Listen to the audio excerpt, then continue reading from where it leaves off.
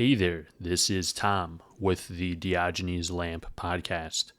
I appreciate you listening in, and most importantly, I hope you enjoy what you hear. Before we start with today's episode, I'm going to ask you for a small favor.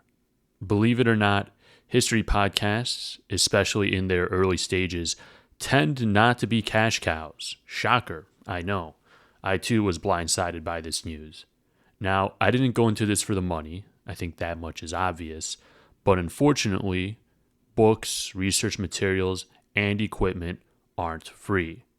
If you are interested in supporting this project, please go to patreon.com/Diogenes Lamp Podcast and become a member. When you become a member, you'll get access to bonus episodes, our Discord chat, and anything else we'll offer in the future as this community grows. If you don't want to support me financially or can't, that's fine too. I get it. But please, make sure to hit the like button on any episode you enjoyed listening to and subscribe to the podcast on your preferred podcast listening medium. Your support is appreciated. Thanks for listening, and now on to the show.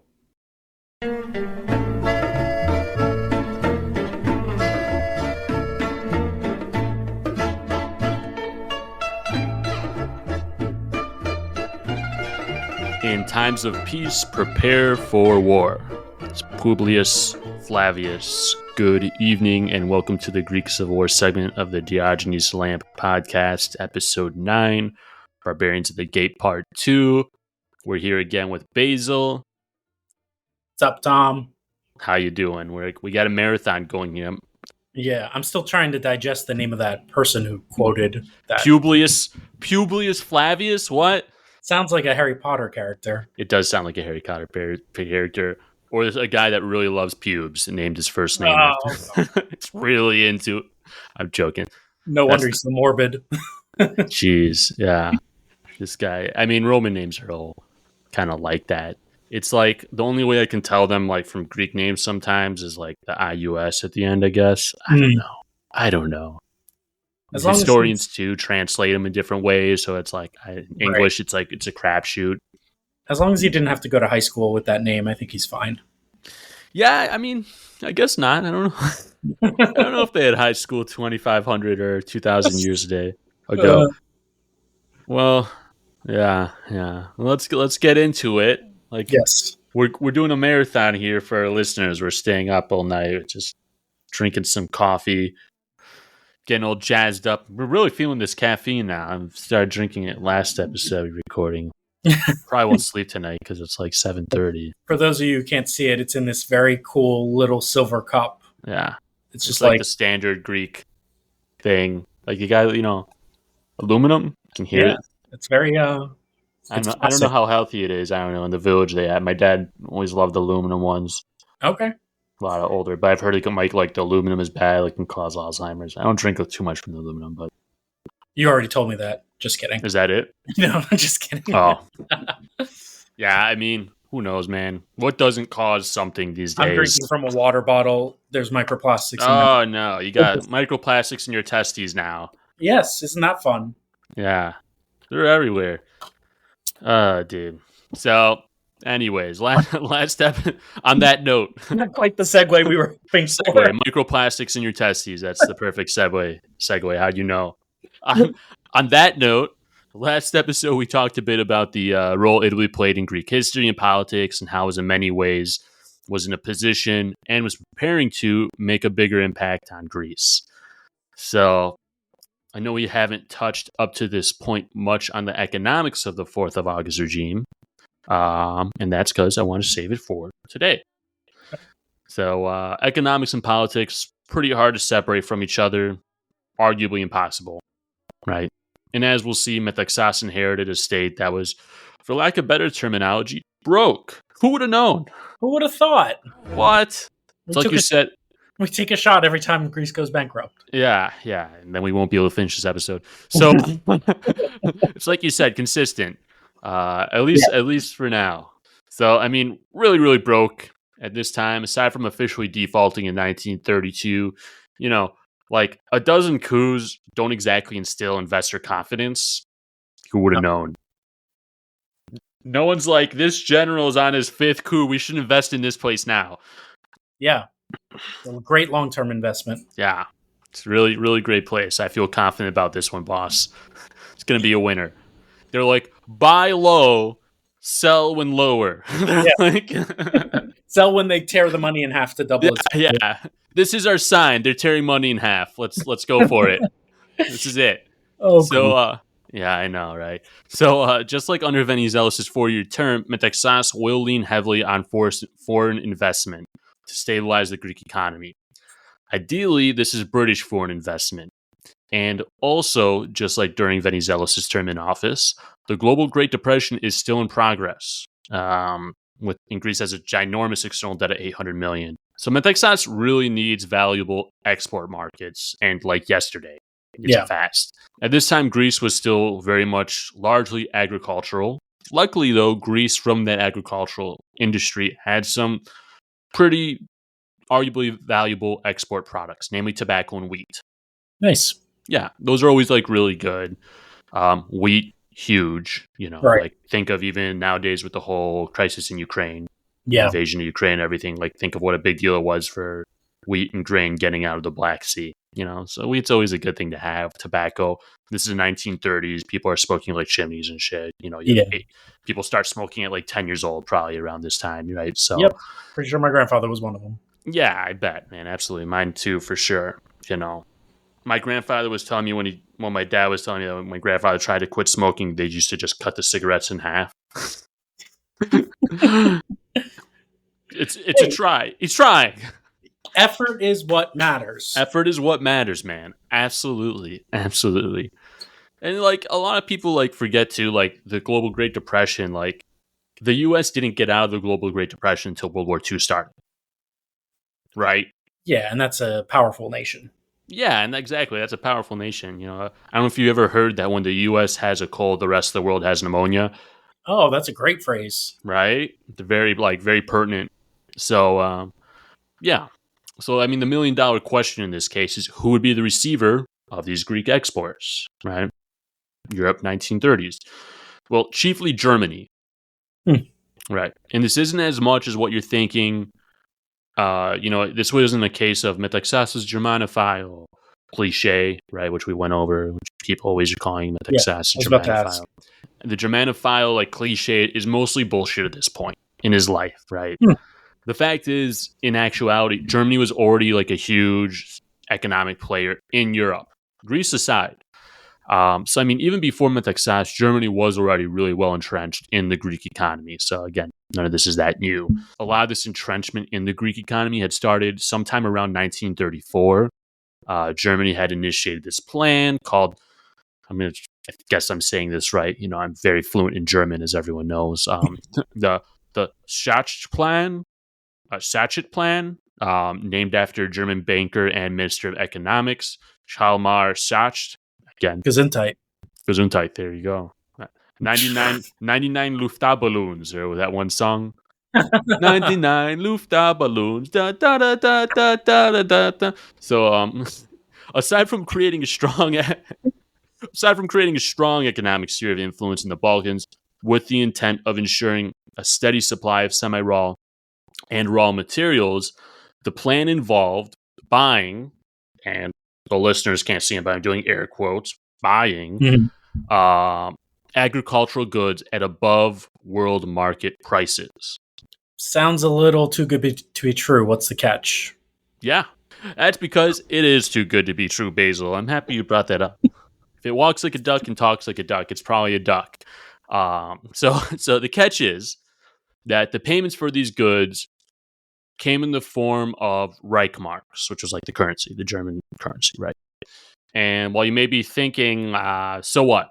Like, just exchange it for drachmas or whatever, right? Like, it didn't work like that. So according to the Sachet plan, the Reichmarks were kept frozen in a kind of escrow account in Germany. And you could only use them to buy, you guessed it, goods from Germany. Right? So it locked Greece into like a barter system of sorts. So in the end, Greece couldn't say no. Like Greece couldn't say no to selling their goods to Germany for above market prices, anyways. Right. Like they need to take this deal, right? They'd be stupid not to in this case, or they can't. But the other downside to the whole plan is that apparently the machinery and arms that Greece is buying from Germany, because they were buying a shit ton of their stuff from Germany, a lot anyways, to rearm and like reorganize and update their military, were often overpriced. So like the plan kind of sucked. Yeah.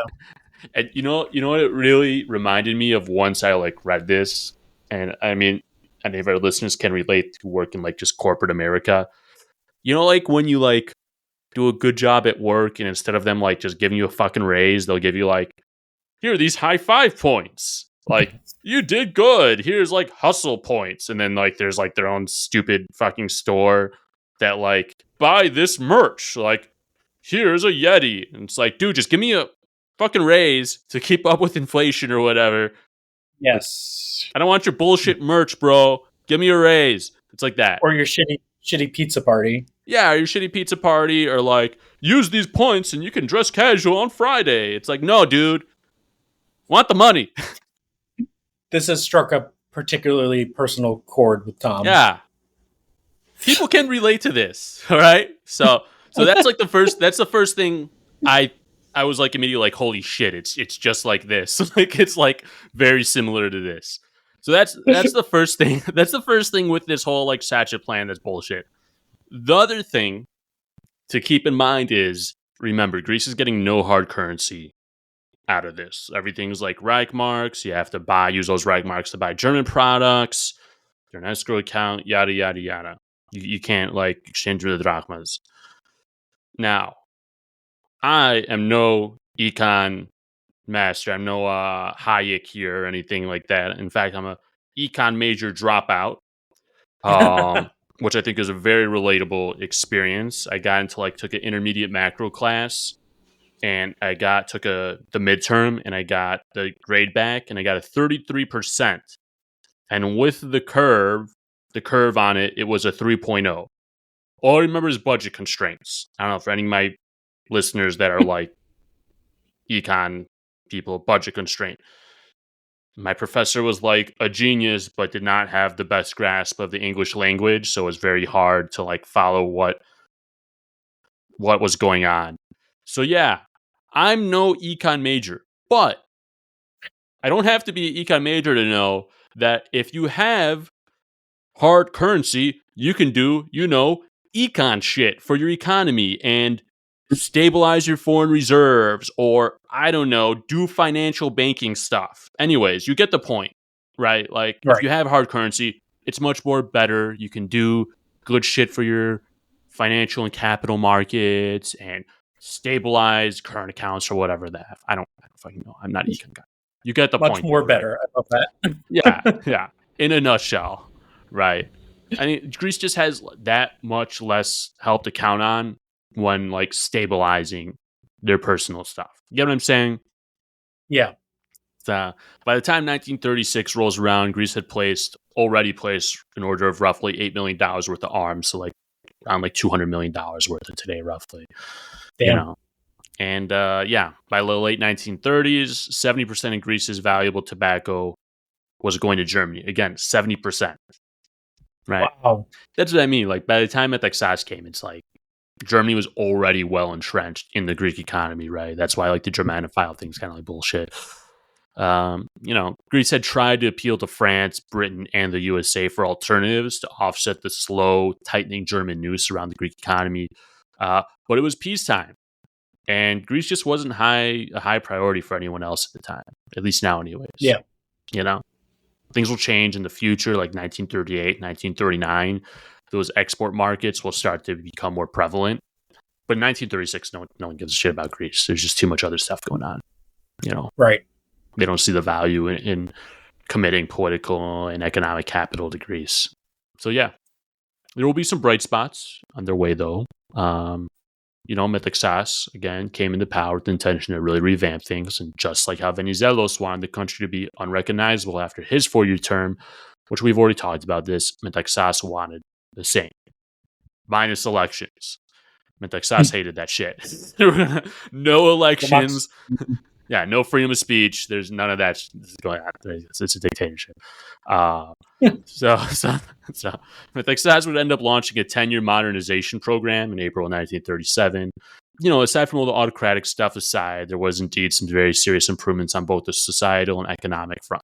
New agricultural programs were launched, industrial and electrical outputs increased, Greek shipping profits reached all-time highs, and higher taxes were levied from the wealthy in order to help support welfare systems for any future war effort that may pop up. Wink, wink, wink, right? Nice. Yeah.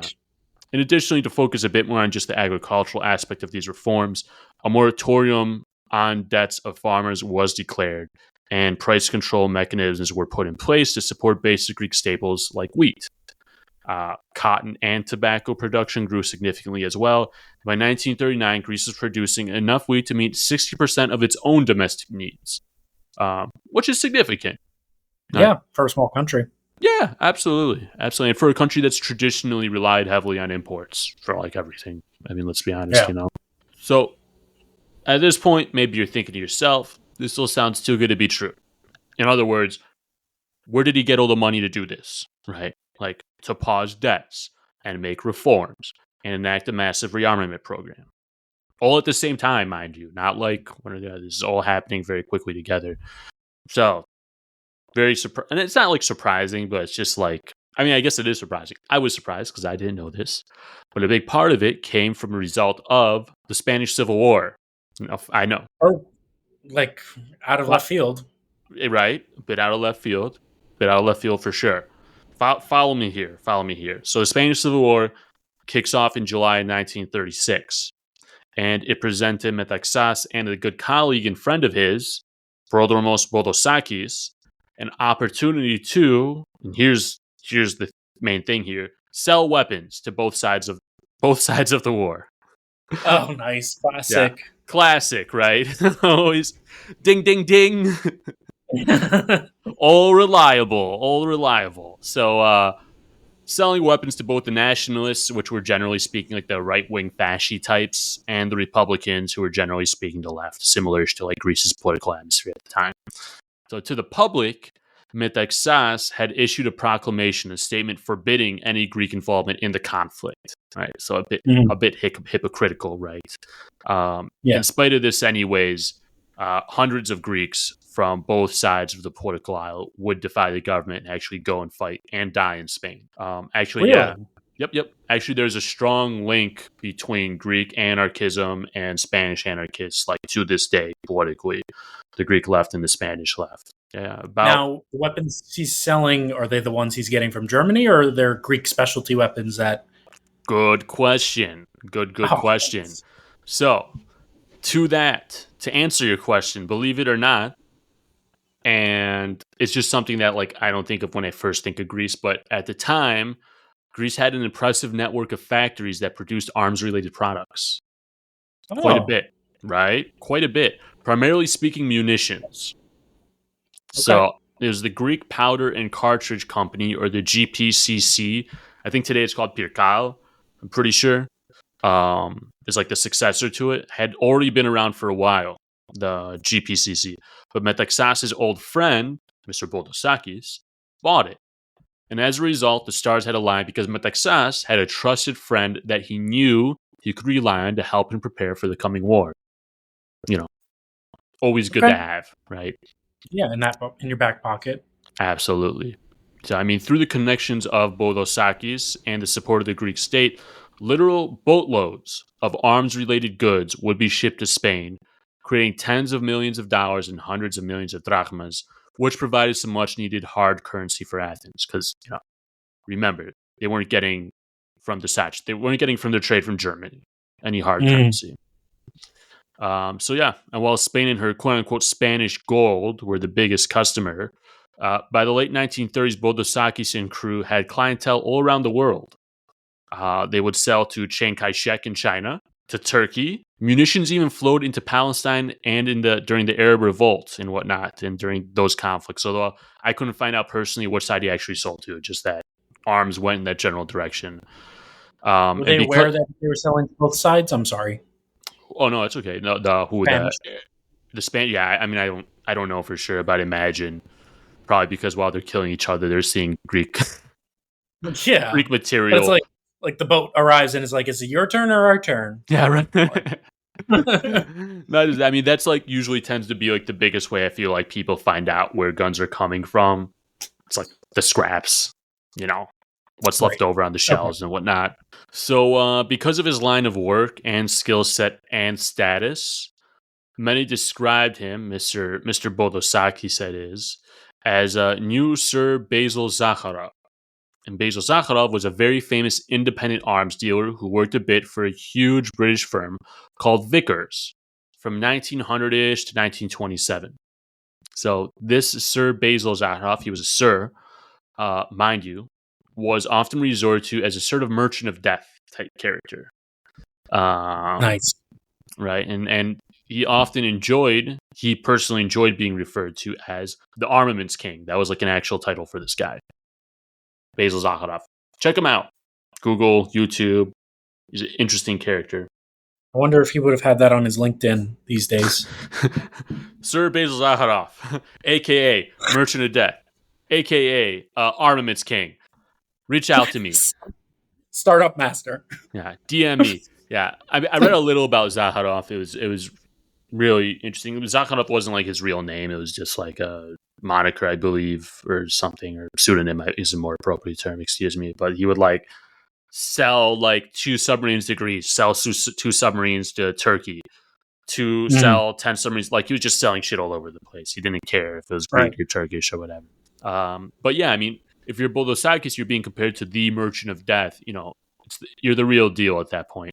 Lastly, before we move on from this, Greek arms dealing stuff, just so you have an idea how big this industry was, an American economist, Henry Hill, doing some research on the topic at the time, estimated that based on a 24-hour time span, just the Imetos factory, located just outside of Athens, had daily production of somewhere around 60,000 heavy machine gun cartridges, 120,000 cartridges for pistols, 100,000 cartridges for hunting rifles, 4,100 artillery shells, 2,500 mortar shells, 1,600 airplane bombs, 25,000 grenades, and just like yada, yada, yada, a bunch. I know, yeah.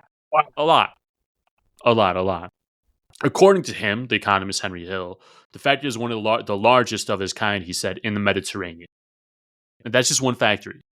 There were other factories that specialize in anti-aircraft shells, like the Eleftheria factory, others that focus more on gunpowder, like the Daphne factory, or others that focus on gas masks in large quantities, the similar level of production. Hey, good for them. Yeah, they built out quite like an industry, a homegrown industry. By 1940, the GPCC would employ roughly 12,000 workers. It was substantial, and it played a pivotal role in preparing for the war. Right. So that's a big part, too, of how Metaxas was able to get money needed to spend on his rearmament program. Not that this Spanish gold flowing in made the Greek state filthy rich. Didn't, but it did provide some much-needed cash flow, a little side cash that you could juggle. If you got cash flow, you can manage things, right? As opposed to just trading wheat for bombs. Yeah, for tanks. Overpriced bombs and tanks and stuff. Exactly. Being strictly locked into a German barter system, essentially. But would the spending be enough, right? By all accounts, Greece in 1937 would continue to get more and more boxed in, diplomatically speaking, with less and less allies. First, in July of 1937, British guarantees of assistance to Greece in the event it was attacked by Italy that was given to Greece during the Abyssinia invasion were officially withdrawn because the Abyssinia crisis was over, right? So, like, those guarantees were just, contingent on that war going on. Not great. But is the nature of war like once you're done here, you'll go over here? Like instead? Like, makes no sense. What you're saying? You're saying like the British guarantee is why they dropped it? Yeah, like, only if this conflict continues, we'll still help you out. But once that conflict is over, they'll just reassess and go somewhere else. I mean, we're speaking from hindsight 2020. Don't forget, right? True. So, like, we know what's going to happen next. But the British didn't necessarily know, like, at that time, like, oh, Italy's going to attack Greece next. You know what I mean? So, I mean, yes and no. I see what you're saying, though. But yeah, either way, like, Greece wanted that. That would have been good to have. Right? Yeah. So that security guarantee, the British withdraw that. And to make matters worse, in November, Italy joined the Anti-Comintern Pact with Germany and Japan, which officially speaking was signed in order to counteract the activities of the Comintern. If you know what the Comintern is, the Communist International. Just like it sounds, it's like a committee where like communists internationally like organize or whatever. Okay. So like the Comintern, this Anti-Comintern Pact was to help fellow members of that pact resist communism as a force or ideology. You might be thinking, what's so bad about that? Metaxas hates communists, right? Like, he hates communists. Like, so what? But, like, as we know, like, it doesn't mean, like, Nazis won't work with communists. Like, they will with the Molotov-Ribbentrop Pact when they carve up Poland. I don't know if you're familiar. Where, like, Poland got attacked from Germany on one side. Yeah.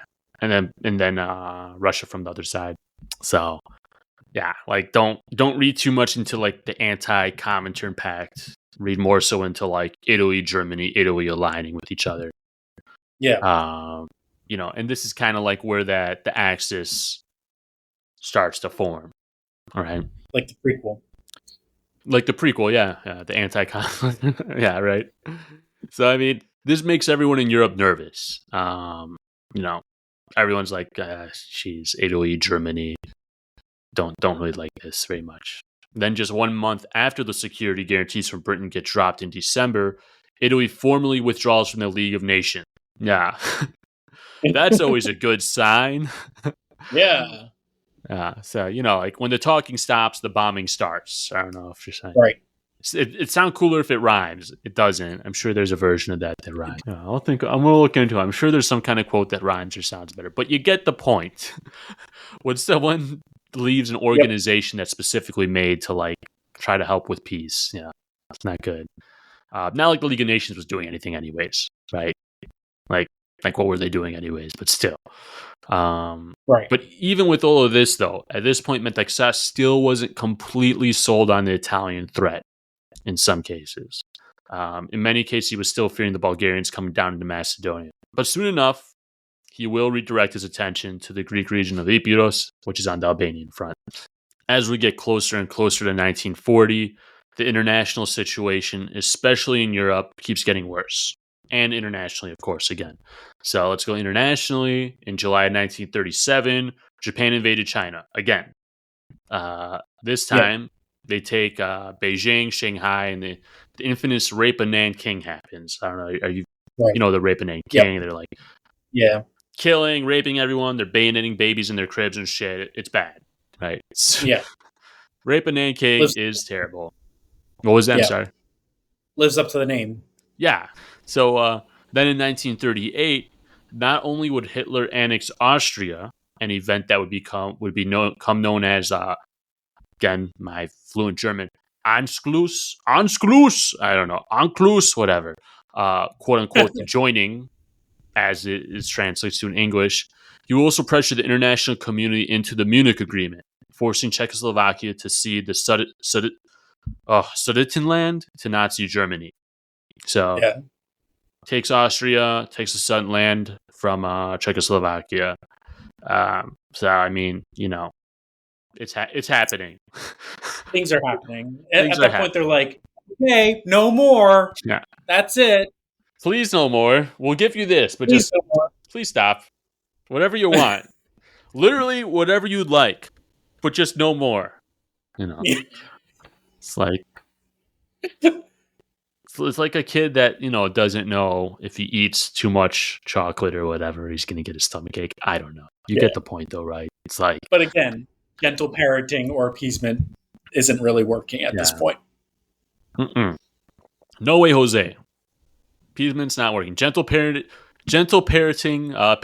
Oh my God, I can't talk. Gentle parenting doesn't work in international relations. Nope. I can't believe it. I'm stunned. So, 1939 would prove to be even more stressful and momentous than the previous year.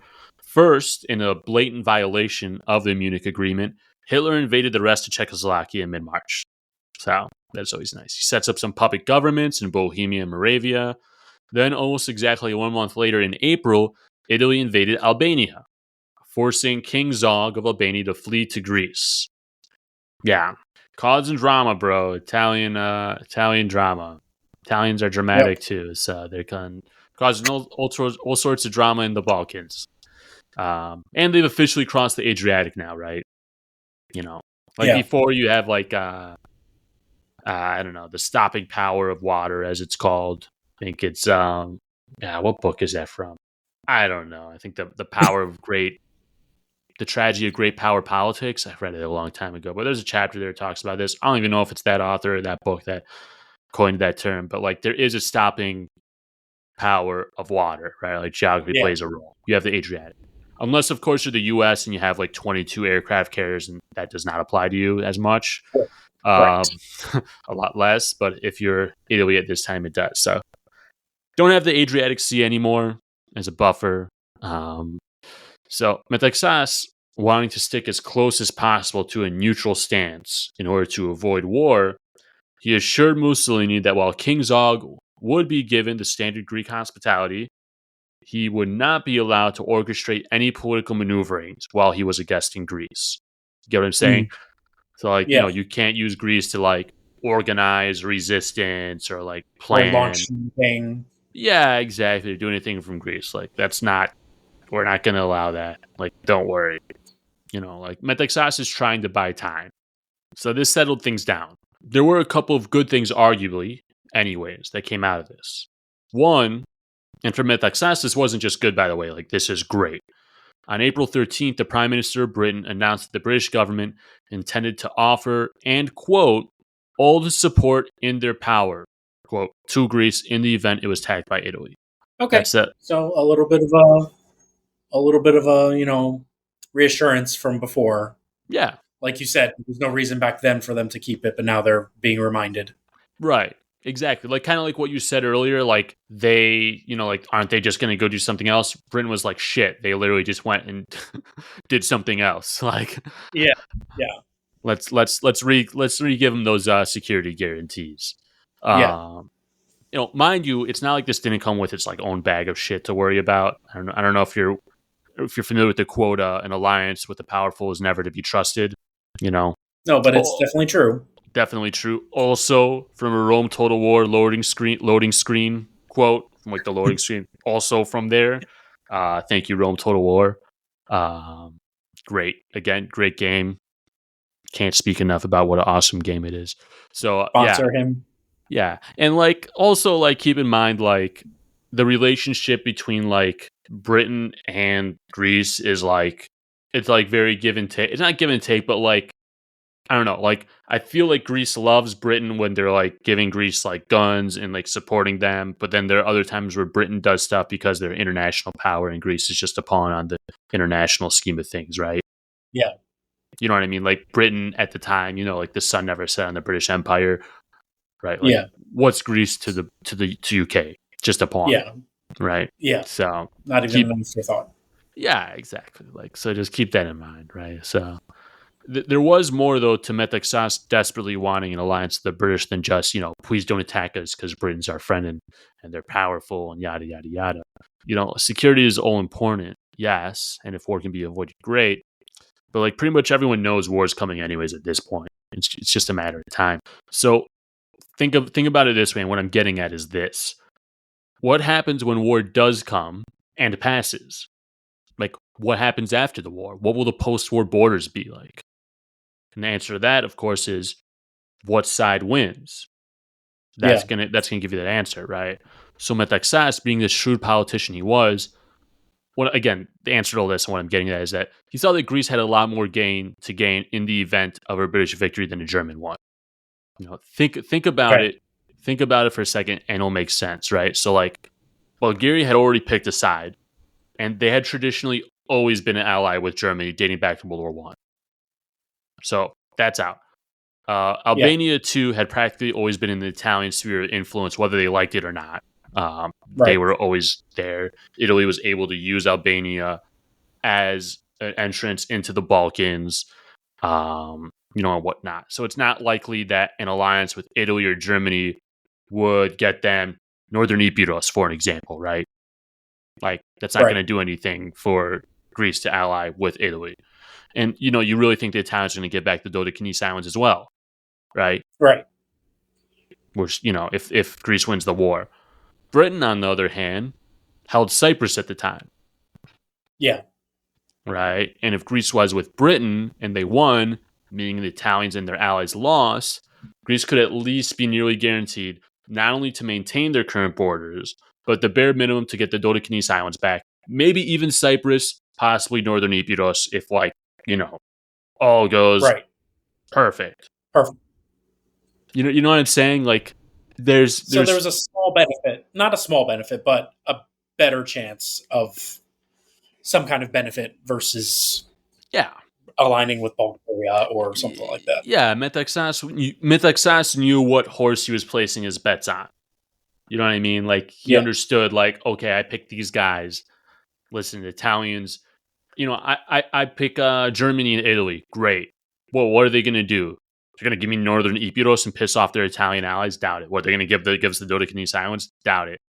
Like, and who knows? I mean, it's alternative history, of course. We'll never know. But that was Metaxas' thinking. So with the Italians now having formally landed on the Balkan side of the Adriatic in Albania, Metaxas finally takes his eyes away from the northeast border for a second and looks to the real threat emanating from the northwest over in Epirus. So that kind of got his attention back in Epirus. Yeah. So basically, at this time, he wasn't as concerned about what was going on with the Italian side. He was more focused on like Bulgaria and stuff like that. I don't know if I'd say that, but let's put it this way. All right, think of it this way. Like, there was bad blood left over from the Balkan Wars and World War I with Bulgaria and Greece. Like, everyone knew Bulgaria wanted Thessaloniki, and Bulgaria got screwed out as well of, Adrianople and Eastern Thrace and Macedonia and whatnot. They really wanted having no water access at all. Exactly, access to the Aegean, right?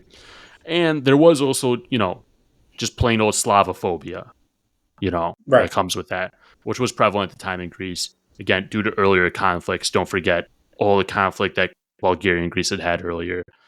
But that's kind of like the charge that some historians give Metaxas, of why he was more focused on, quote unquote, focused on Bulgaria, why he had more forces on Bulgaria, as we're going to see. Okay. There's also a lot of historians, and this makes the most sense to me, which I agree with, is that Metaxas, it's not so much that he was preoccupied with the Bulgarian threat, as much as he really did not want to move troops too close to Bulgaria to give Italy the pretext it was looking for to invade. Right? Okay. Because as we know, like, Italy would love any excuse to invade Greece. Yeah. And think of like everything Italy had done in the past, right? Yeah. Tellini. Think of like how the well incident was in Ethiopia. Yeah.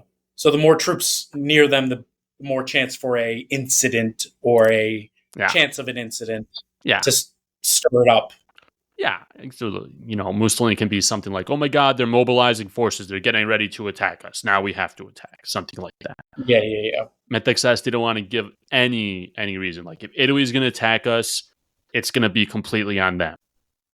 Right. It's going to be 100% on them. And, actually, here's a really good quote, a dispatch from the American ambassador Lincoln McVeigh. He talks about kind of this, everything going on. Quote, Greece appears to be taking measures to put her standing army in a position to defend her frontiers to the utmost, enlarging her cadres and perfecting her machinery for mobilization, but is doing all this with the greatest secrecy and caution, in order to avoid, in the words of Mr. Metaxas, quote, any gesture which would be interpreted as a mark of hostility, end quote, by those whom she stands in dread. And that's end quote. That's by, again, American ambassador Lincoln McVeigh, right? So spells it out that pretty sounds clearly. pretty well. Yeah. Exactly. I mean, like, everyone kind of gets that idea that, hey, be careful. Yeah. Okay. So as we can see, this critique of Metaxas not paying attention, per se, to the real Italian threat is more of him just trying his best not to provoke the Italians. Not so much that Metaxas like hated the Bulgarians or was like over focused on the Bulgarians, not the Italians, right? Right. Now, let's go ahead anyways. It is the mark of a intelligent person to entertain thoughts that they disagree with or whatever. So, I don't know. It's like Plato or some Greek philosopher. You can Google it yourself. I don't know. But let's entertain the criticism a bit. The criticism that Metaxas over-concentrated forces to counter any Bulgarian threat. The truth is, there were a lot of reasons why the Bulgarian threat, radiating down through Macedonian Thrace, was much more under control than was perceived or than maybe, we take into account. So easy again for us to say this now with hindsight in our hand, but let's go down this route. For starters, Greece was now an ally with Turkey per the Balkan Pact, not the Balkan League. The Balkan Pact is like a different thing they had created at the time. And Greece and Turkey, again, had those bilateral treaties they had signed during the Venizelos years, on paper anyways, that Turkey was obliged to help maintain the status quo in Eastern Thrace. Again, we talked about this earlier. No more border changes. Yeah. Right? We talked about that. We're looking at you, Bulgaria. And even if you don't trust your Balkan Pact ally, Turkey, understandable, right? Metaxas had really fortified the hell out of that area. I mean, really, you're going to see this area is crazy fortified. Interesting. Yeah. It gets cool. It gets really interesting. You're going to see it. It's awesome. So, in taking some inspiration from the French, he decided to create what would be known as the Metaxas line, like a smaller version of the Maginot line. The Maginot line, the French. Yeah. And then the Germans infamously went right around it. So it started shortly after Metaxas took over, and aside from being one of those big projects that like dictators love to have pride in and show off and that kind of thing, it also served a very practical purpose of deterring the Bulgarians. Right? So let's listen to this. It consisted of 21 forts ranging roughly 300 kilometers or 185 miles, all the way from the top of the Rhodope mountain range on the border with Bulgaria, then took a turn south and ended near the coast close to the city of Xanthi. And it was armed to the teeth. Like it was very, very armed. It would have been invulnerable to a Bulgarian attack. To quote the author and historian John Carr from his book, The Defense and Fall of Greece, great book, by the way, highly recommend. And quote, it included, quote, 26 kilometers of underground corridors, bunker living quarters, linked by more than 200 kilometers of interior roads. Some 108,000 tons of reinforced concrete had been used in them, plus 1,300 kilometers of telephone line and 90 kilometers of barbed wire. Oh, it's like the Great Wall of Metaxas. I know, right? It gets better. Fort Rupel, the largest complex, was manned by 44 officers and 1,300 men. This is just one point, just 1 point, Fort Rupel, and protected by two 75mm field guns, 5 37mm German-made Pak anti-tank guns, 3 20mm anti-aircraft guns, 5 81mm Brand mortars, 85 heavy Saint Etienne machine guns, 25 lighter machine guns, and 53 grenade launchers. Jesus. That's just one fort. That's the largest one. Fort Rupel is the largest of the entire line, but still. It's pretty impressive for Greece at the time. Never heard of that. That's very interesting. Right? You can go up there. Like, there's still leftover bunkers and stuff. Additionally, it had 10,000 men manning it, armed with tons of other stuff like heavy machine guns, anti-tank guns. The line was even built with chemical filters in the air filtration system of the bunkers in order to protect them from chemical gas attacks. This is really advanced, it feels like. Dude, absolutely. In fact, even a French military attaché, which for people that don't know, like attaché is like a position that is kind of like a diplomatic liaison that goes to other countries and whatnot. So a French attaché at the time commented after he took a tour that the line even surpassed the French Maginot Line in a few aspects. Hmm. Isn't that nuts? Wild. Good for Take them. that right. Take it with a grain of salt, but you get the idea. Like it's the real deal. It's no joke. Like Yeah. this line is no joke. So nothing's perfect, but it's for real. Now, all the hype aside, there are some valid criticisms of the line. Its biggest, and I'm no military strategist here by any means, which we'll show shortly, but forts, believe it or not, are not mobile. Crazy. And now with like the invention of tanks and other heavy mobile equipment like that, they're almost like a relic from World War One. Right. And keep in mind though, by the time France was defeated and the Maginot Line along with it was defeated, right, where they went through the Ardennes Forest or whatever, they outflanked them. The Metaxas line was like practically finished. You know what I mean? Yeah. It's not like you can say like, go to Lowe's with like a receipt and be like, well, here's 108,000 tons of concrete. What's your return policy? And Yeah. It's doesn't work like that. right. It's impressive for what it was, but not really practical, I guess. Yeah. Like it'll serve its purpose, but you're gonna see like there's other things they perhaps could have spent their money on. There's no customer service line you can go to and return like 100+ miles of forts. Right. The other big reason too, as I just briefly mentioned, is you could have spent the money on other things instead. As great as Metaxas' military reforms and rearmament program had been going, time just wasn't on his side. Yeah. War was on the brink all around Greece, and the Greek army had something like only 4 tanks. That's wild. Yeah, 2 of which were tankettes, which are exactly what they sound like if you wanted to make like a miniature. I can just picture it. I don't know why. They're really So dainty. they're like 1 or 2 man crew. They're tiny. Yeah, exactly right. So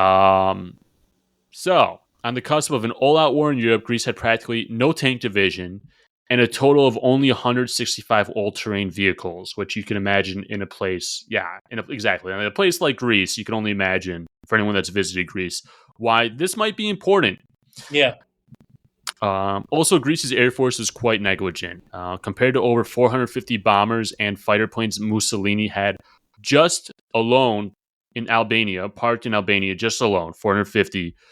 Greece in its entire air force had around 120 planes, all of which were outdated and in bad shape. That's great. Shit. Yeah, shit is right. To be fair, there was a considerable amount of ordered inventory that just never made it to Greece before the war kicked off, most notably over a dozen French and British tanks. So it's not like, it wasn't necessarily just like due to negligence. It was, again, time was not. Too late. Yeah, exactly. Time just was not on their side. But like, what can you do? By the time 1940 rolls around, the war had already begun. In September of 1939, Great Britain and France declared war on Germany in response to Hitler invading Poland, which put Greece in the awkward situation of being allied to Britain, who is a direct enemy of Greece's biggest purchaser of goods, Germany. Mm-hmm. Right? So then the real shocker came when by the end of June in 1940, France, Europe's superpower at the time, along with Belgium, the Netherlands, and Luxembourg, all fell to the Nazi blitzkrieg. So it's like, eek. Not looking good. Nah, yeah. The changing of borders continues to accelerate as the USSR decides to get in on the fun and occupies Estonia, Latvia, and Lithuania in the first week of August. Additionally, German soldiers had been sent to the Romanian Plosti oil fields as advisors, which pissed off Mussolini big time, as this was seen as Germany infiltrating into the Balkans, which, according to Mussolini, in Mussolini's world was supposed to be his sphere of influence. That was, Which is funny because ask some Romanians and they don't even consider themselves Balkan. What? So, yeah, you look in the Instagram comments when they talk about the Balkans and Romanians are not happy about it. Or they consider themselves Latins. It makes sense, actually, if you were to say that. Actually, that does. Language. Yeah, that actually does make that actually does make a lot of sense. I mentioned it. So, at the same time, like all this stuff is going on, you have the Battle of Britain going on, right? Which is like the air battle, the Battle of Britain, and it had been going on since July. So shit's popping off. It's been going on for a bit of time, and of course, yeah, it's happening. It's happening fast, and of course, again. Don't forget, the Italians had been in Albania for a year at this point by early August. So, if anyone... And they're building up a front? I'm assuming? Oh, yeah. They're bringing tons of shit in. They're shipping tons of material in. So, yeah. I mean, if there's anyone in Metaxas' circle that had any doubts about who was next on Mussolini's shit list of countries to invade... right, it's about to be confirmed.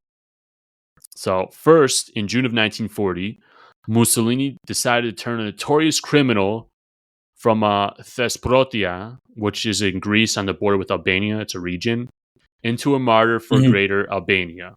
So this guy, this is a person, I'll tell you about it. Which, Italy, Albania, again, supported by Italy at gunpoint to a certain extent, you could say. Yeah. I couldn't find much on this dude, but his name was Daut Hoxha, and he was indeed apparently an infamous criminal. So to give some additional context, he was trying to flee into Albania to escape arrest by the Greek authorities when he was killed in the pursuit. Mussolini immediately used his death as a propaganda tool, and the lawless Daut Hoxha was transformed into, and quote, a distinguished and zealous partisan of the Albanian liberation movement. He's good at this. Damn. Yeah, I know. This guy's very good at propaganda and like maneuvering shit around and trying to make pretexts and justifications. Like, never misses a chance, man. Never misses a chance. So one day after this propaganda blitz on August 12th, Mussolini stated in a private meeting with the foreign minister Ciano and a few other cabinet ministers that the occupation of Corfu in an area sometimes referred to as Chaimouria, a region inside of Greece that had a somewhat large presence of ethnic Albanian Chams, was one of his military goals. And again, fomenting like a greater Albania is always at the expense of Greece has always been kind of on his cards to play. Of course, the contents of this meeting weren't known to anyone in Greece at the time, but Metaxas and his generals, they weren't morons. Like, it wasn't the first time they've heard this song. And soon enough, their worries will be proven correct. That's it for today, everyone. On this note, another great cliffhanger, another great segue. Please join us next time as the Italians, not satisfied with how well reserved and controlled the Greeks were responding to their provocations, decide that it's time to ramp up things a bit and show everyone just how badly they need this war. Take care. Have a great night. Nice.